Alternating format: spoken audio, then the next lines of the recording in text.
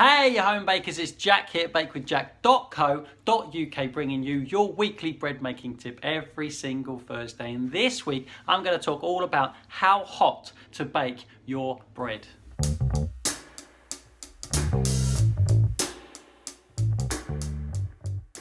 Hey, welcome back. I thought I'd talk about baking temperatures today for a couple of reasons. Some people in the past have said to me, hey Jack, I've tried making bread in my oven at home, but my oven doesn't go hot enough, right?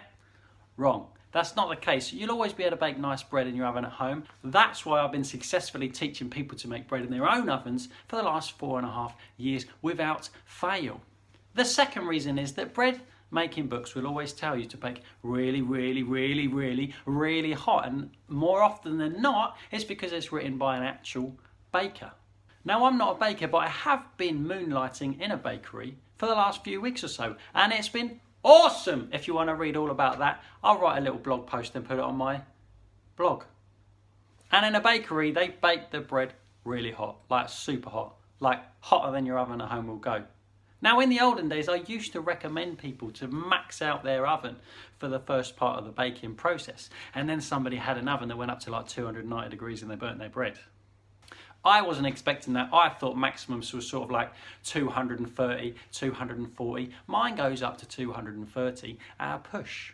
Actually, officially, it's 220 on the dial, but you can crank it a little bit further than that, up to 230. Now, bread always benefits from a higher temperature at first, because that's when you get the lift, the puff, the oven spring. When it puffs up really fast when you get in, it needs that heat for that to happen. So I always start everything off on 230 with plenty of steam for about 15 minutes.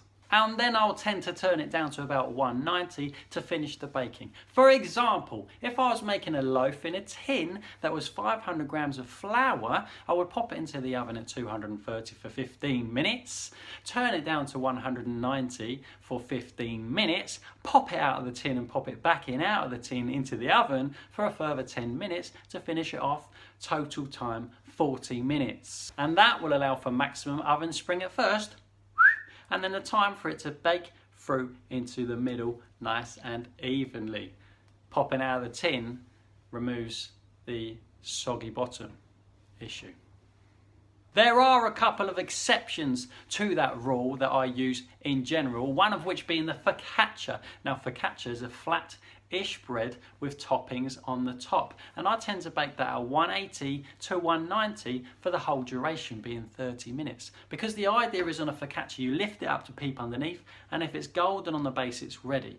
But to be baked all the way through to the bottom underneath, without the topping burning, I tend to do it at 180, 190, depending on whose house I'm in, see what I can get away with. The second exception to the rule is anything sweet. Brioche, sweet buns, tea cakes, ice buns, oh my goodness me. All these I would bake on a slightly lower temperature. Start off at 180 because all that sugar inside, eggs inside, butter sometimes, will help the outside to brown off much quicker. If you started that off at 230, it would burn in an instant. So 180 will be plenty for breads of that nature.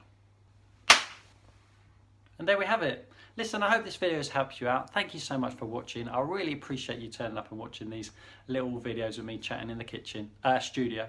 And if you have enjoyed it, please click that little thumb up so I know that you've watched it and liked it. And hey, if you're new here and this is the first time we've met, thanks for staying till the end. I really appreciate that. If you like what you see and if you want more, I do this every single Thursday. Please click subscribe if you want to hang about and see me here next week. Thank you very much. Have a wonderful week and I'll see you next time. Ciao. Ciao.